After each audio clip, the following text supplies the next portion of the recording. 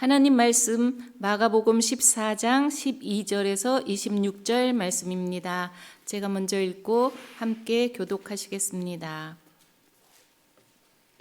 무교절의 첫날 곧 유월절 양 잡는 날에 제자들이 예수께 여짜오되 우리가 어디로 가서 선생님께서 유월절 음식을 잡수시게 준비하기를 원하시나이까 하매 예수께서 제자들의 둘을 보내시며 이르시되 성내로 들어가라. 그리하면 물 한 동이를 가지고 가는 사람을 만나리니 그를 따라가서 어디든지 그가 들어가는 그 집 주인에게 이르되 선생님의 말씀이 내가 내 제자들과 함께 유월절 음식을 먹을 나의 객실이 어디 있느냐 하시더라 하라. 그리하면 제아를 펴고 준비한 큰 다락방을 보이리니 거기서 우리를 위하여 준비하라 하시니 제자들이 나가 성내로 들어가서 예수께서 하시던 말씀대로 만나 유월절 음식을 준비하니라. 저물매 그 12를 데리시고 가서 다 앉아 먹을 때에 예수께서 이르시되 내가 진실로 너희에게 이르노니 너희 중에 한 사람 곧 나와 함께 먹는 자가 나를 팔리라 하신대 그들이 근심하며 하나씩 하나씩 나는 아니지요 하며 말하기 시작하니 그들에게 이르시되 12 중에 하나 곧 나와 함께 그릇에 손을 넣는 자니라. 인자는 자기에 대하여 기록된 대로 가거니와 인자를 파는 그 사람에게는 화가 있으리로다.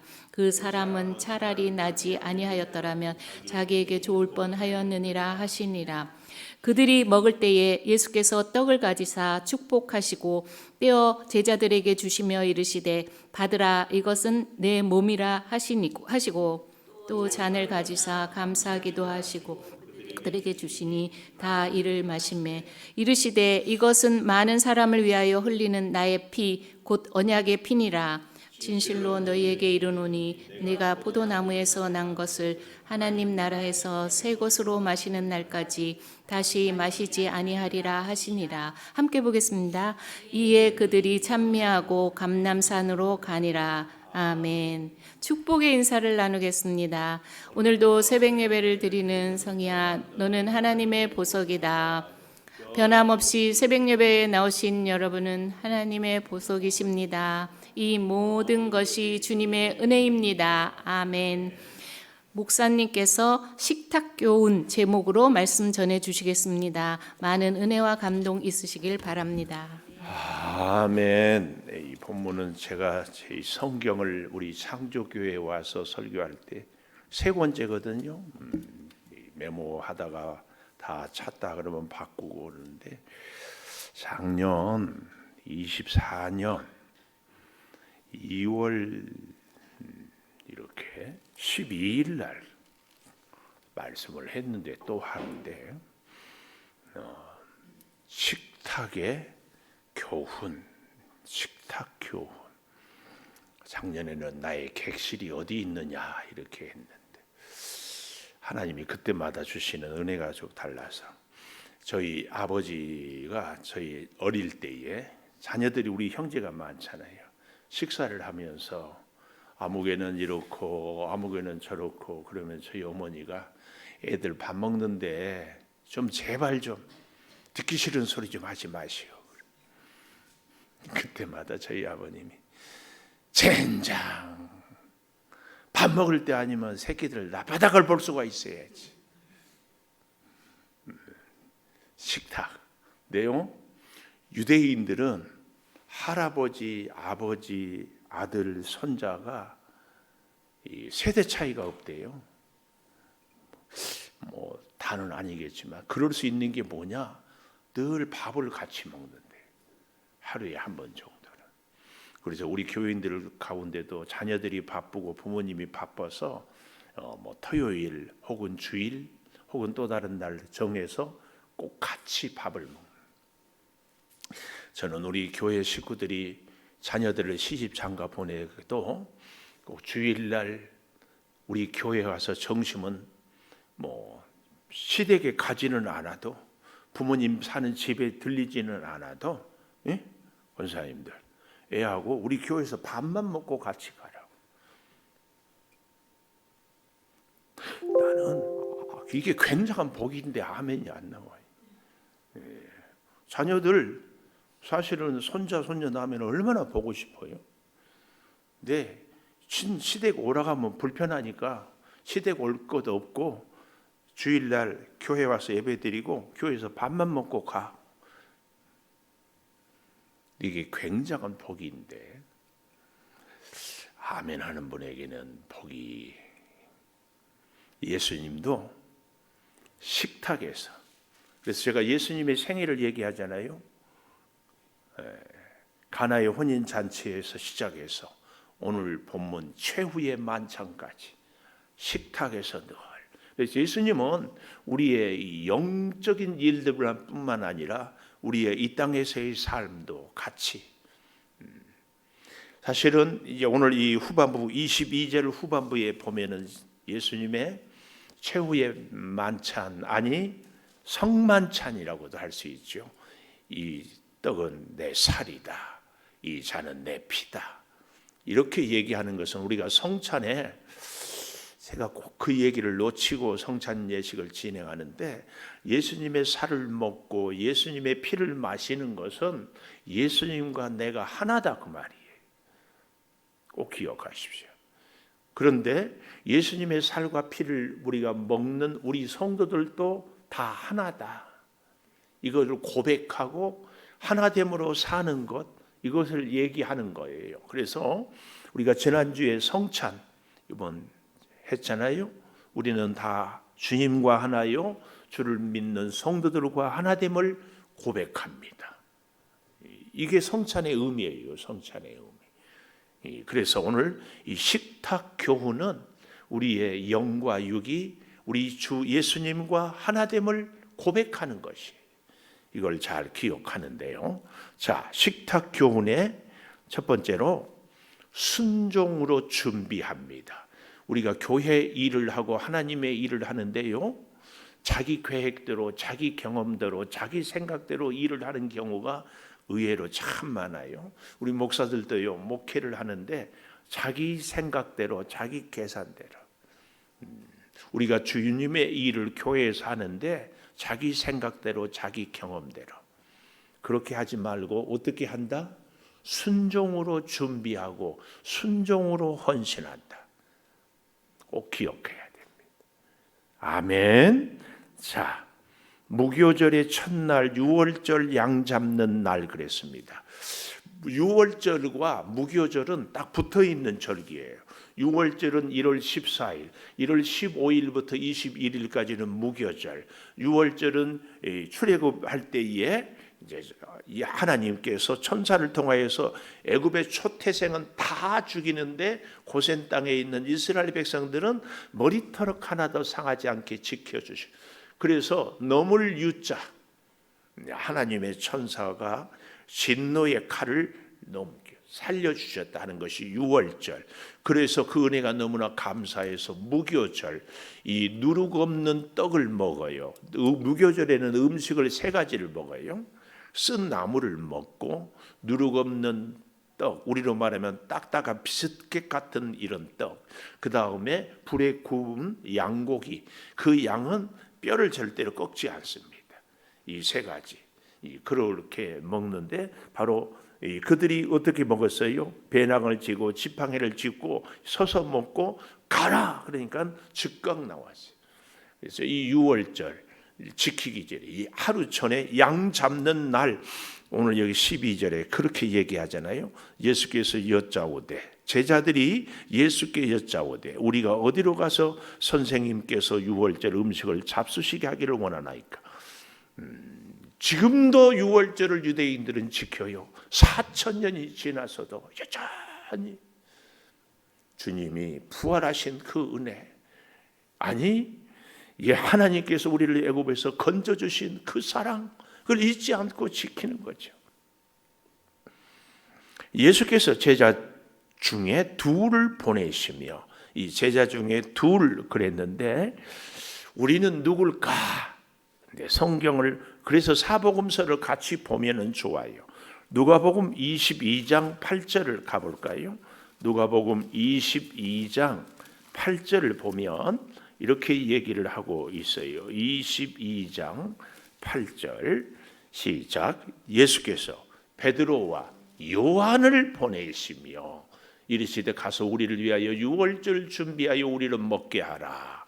누가복음 22장 8절에 베드로와 요한, 이 본문을 제가 보면서 혼자 피식 웃었어요. 저희가 형제가 많았잖아요.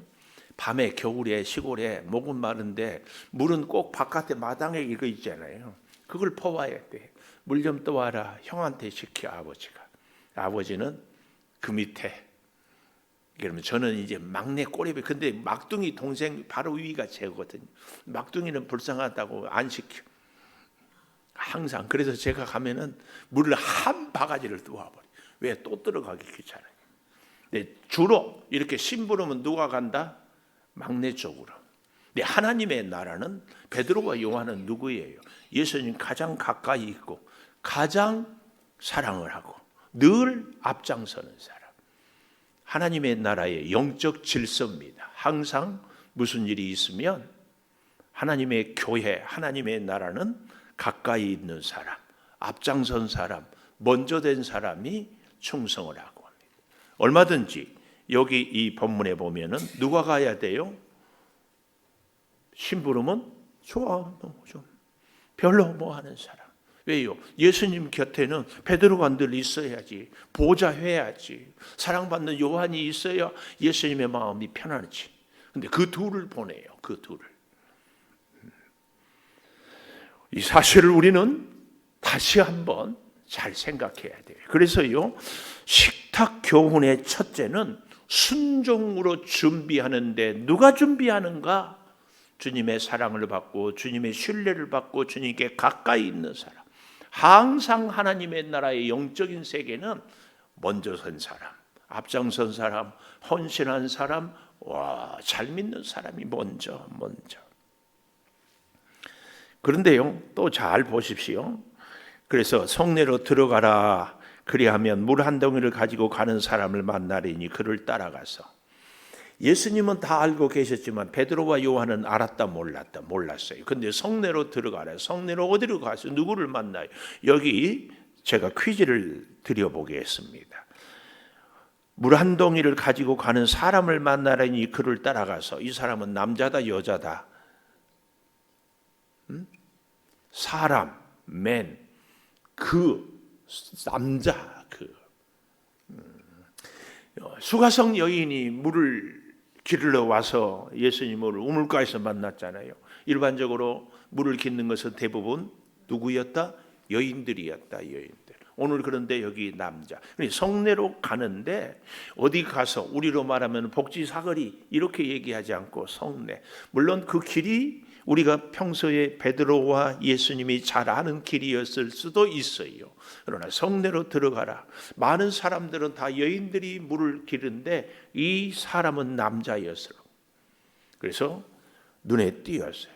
근데 중요한 것은 선생님, 아니 메시에 어디에 가서 어떻게 생긴 사람 구체적으로 얘기해야지. 그 사람 만나는 누군 줄 압니까? 이렇게 얼마든지 이의를 제기할 수 있어요. 근데 베드로와 요한은 어떻게 했어요? 순종했어요. 성내로 가라. 그러면 사람을 만날 것이다. 아니 도대체 어떻게 오늘 우리에게 있어서요, 내 경험보다 내 지식보다 내 생각보다 더 중요한 것은 말씀의 순종이 먼저다. 기억하십시오. 말씀의 순종은 우리 예수님의 말씀을 의지하는 거죠. 내 경험과 지식보다도 내 생각보다도 예수님의 말씀이 더 중요하다. 꼭 기억하셔야 됩니다.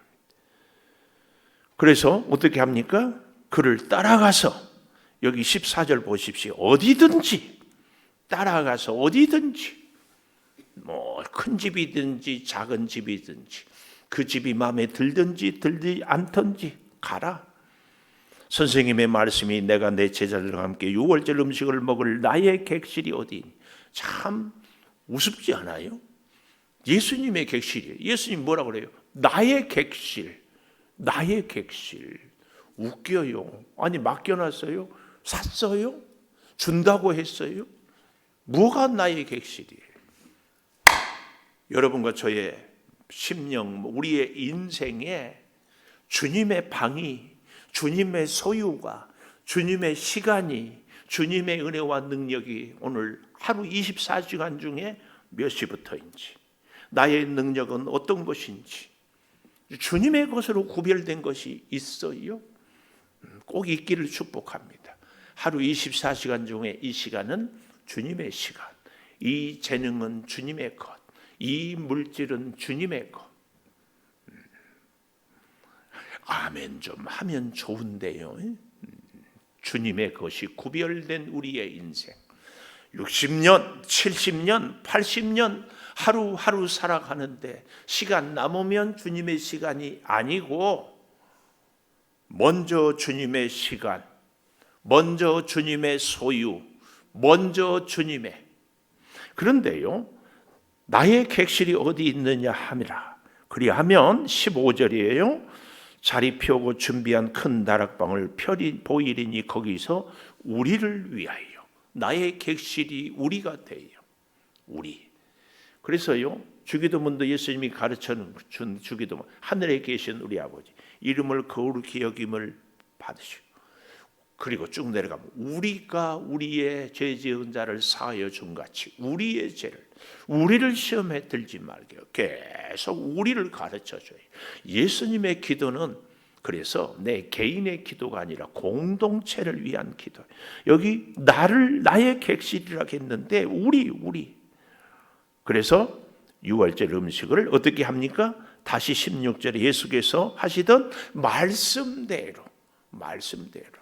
그래서요, 식탁 교훈은 순종으로 준비, 말씀대로.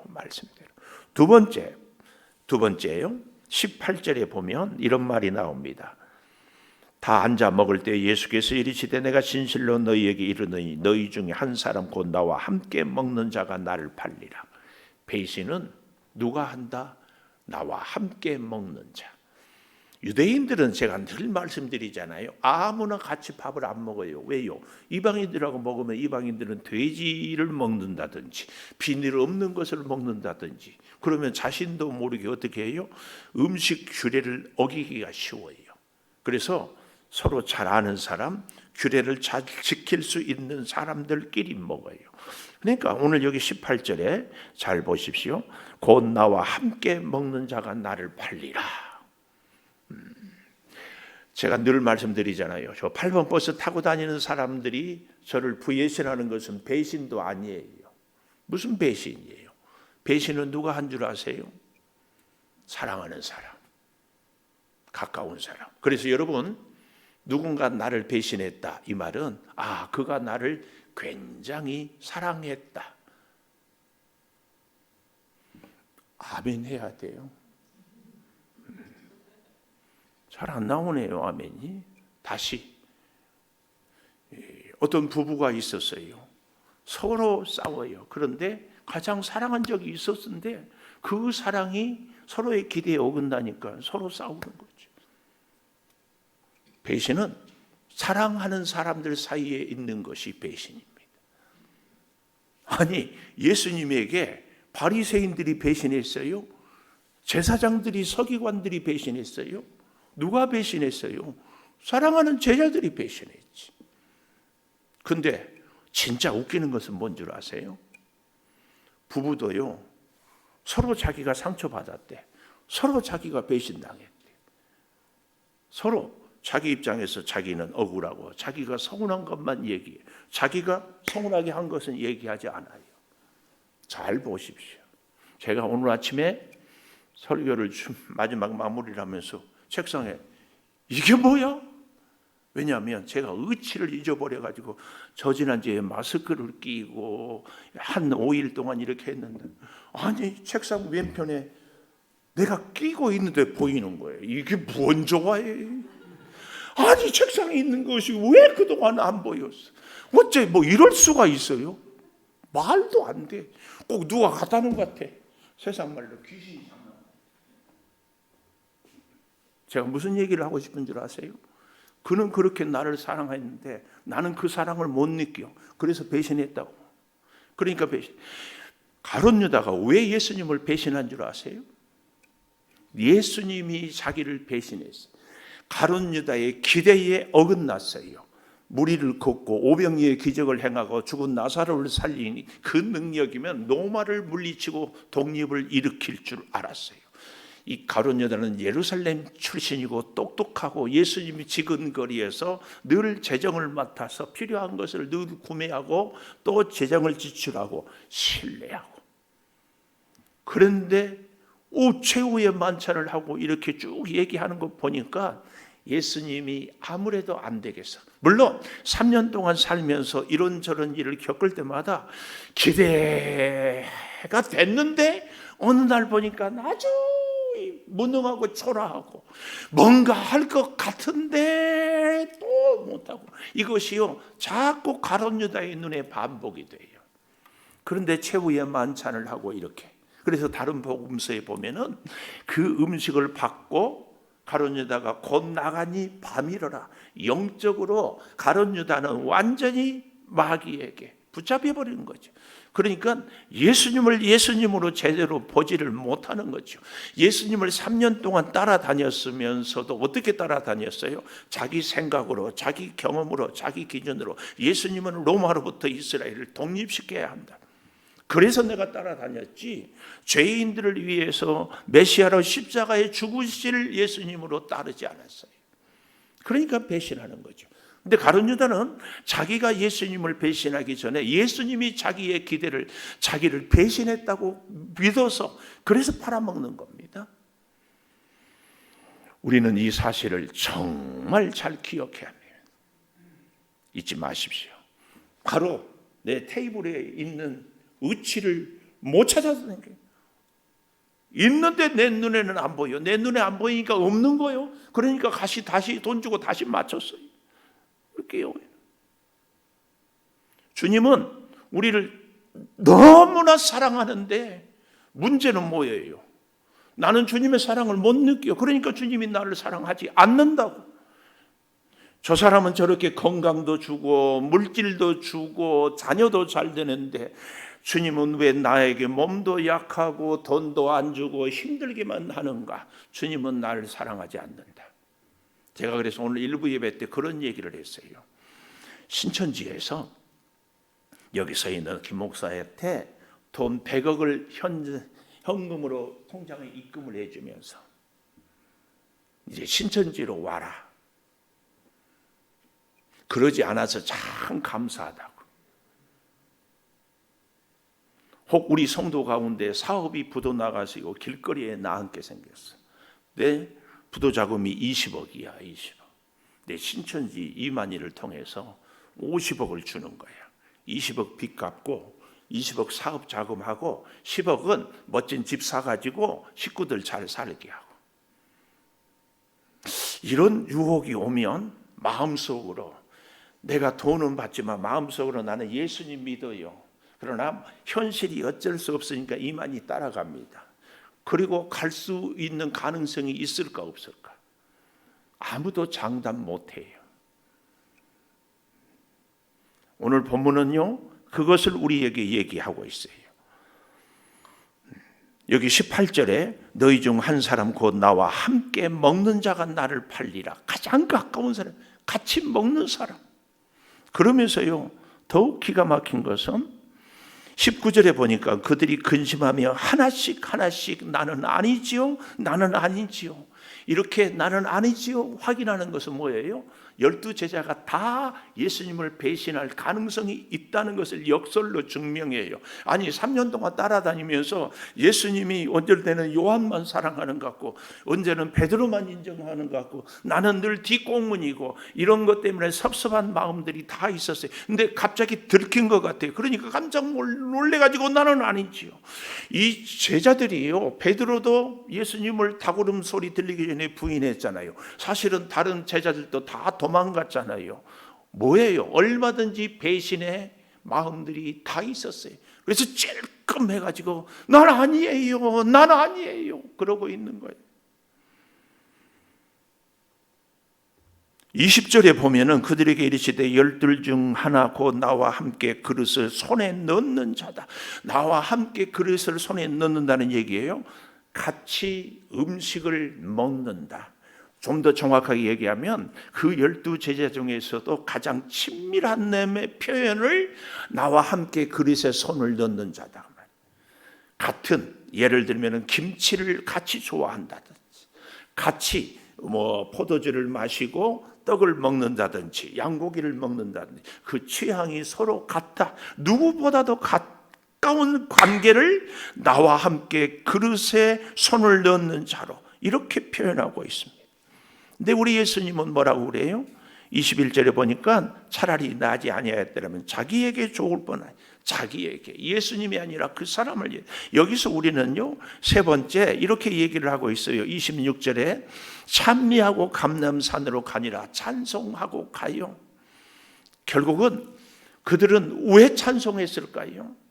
예수님은 이제 가면은 십자가에 못 박혀 죽는데 제자들은 잘 몰라서 찬송했을 수 있고, 배부르게 먹어서 찬송할 수 있고, 감사해서 찬송할 수도 있지만, 그 찬송에 예수님은 눈물의 찬송이었어요. 제자들 찬송하는데 예수님은 찬송하지 않았을까요? 같이 찬송해. 눈물의 찬송, 아픔의 찬송이에요. 이 찬송, 여러분, 이 찬송 가운데 우리는 마지막으로 이거 한 가지 좀 생각해 보았으면 참 좋겠어요. 예수님은 이 가룟 유다가 팔 것을 처음부터 알았다. 그러나 제자로 불렀어요. 팔 것을 처음부터 알고, 데리고 다니면서도 알고, 오늘 또 알고, 다 알았어요. 그래도 예수님은 끝까지 가룟 유다에게, 가룟 유다! 너 나 팔 거야. 너는 위험 인물이니까 항상 조심해. 가룟 유다, 너는 나를 배신할 것 같은 가능성이 있어. 내가 보니까 너는. 그러니까 그러지 않도록 한 번도 예수님은 경고하고 그를 지적하고 그를 나무라지 않았습니다. 한 번도. 왜 그래요? 딱 하나입니다. 요한복음 13장 1절을 한번 가보십시다. 이렇게 얘기를 하고 있어요. 요한복음 13장 1절 같이 읽어보면 좋겠습니다. 시작. 6월절 전에 예수께서 자기가 세상을 떠나 아버지께로 돌아가실 때가 이른 줄 아시고 세상에 있는 자기 사람들을 사랑하시되 어떻게? 끝까지 사랑하시니라. 예수님은 가룟 유다를 끝까지 사랑하기 때문에 한 번도 책망하거나 나무라거나 질책하지 않았습니다. 끝까지. 왜요? 이것이 예수님이 우리를 향한 사랑입니다.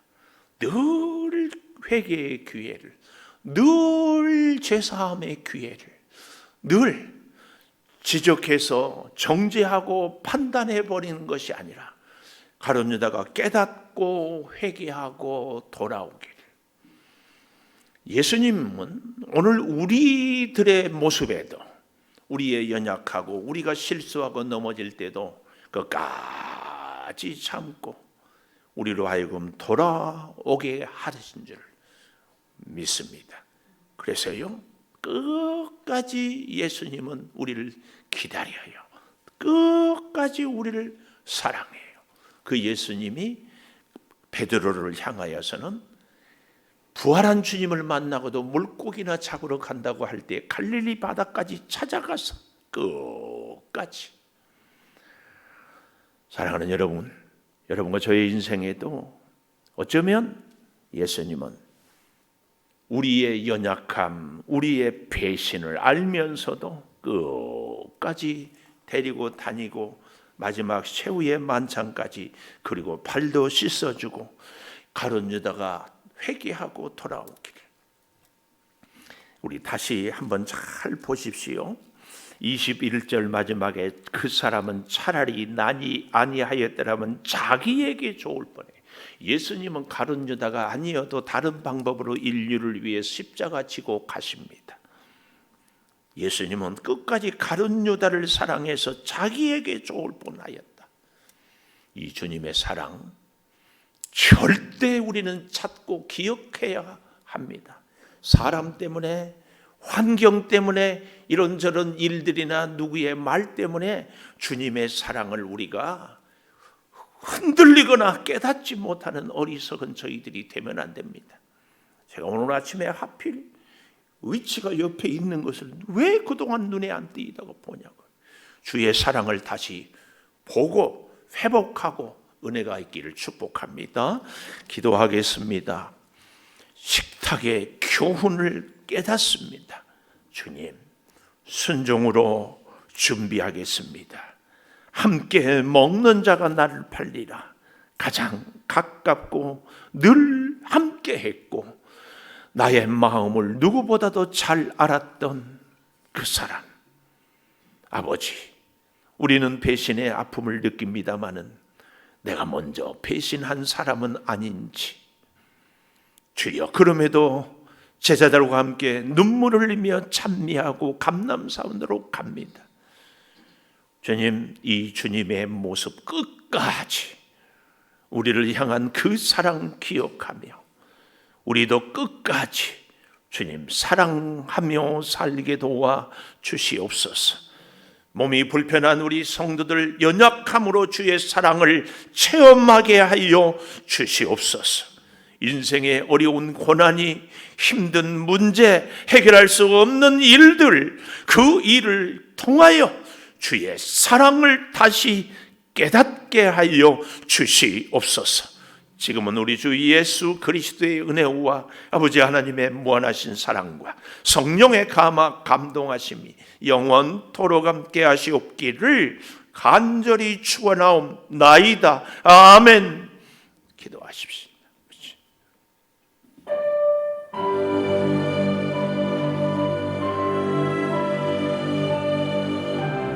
주여,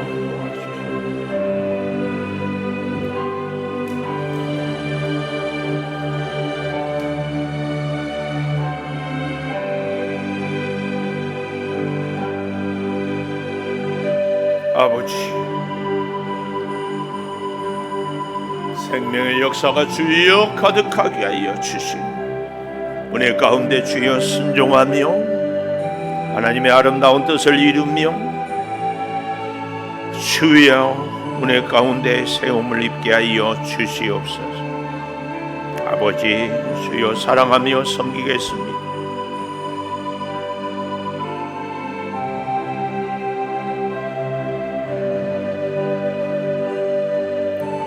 아버지 하나님, 주여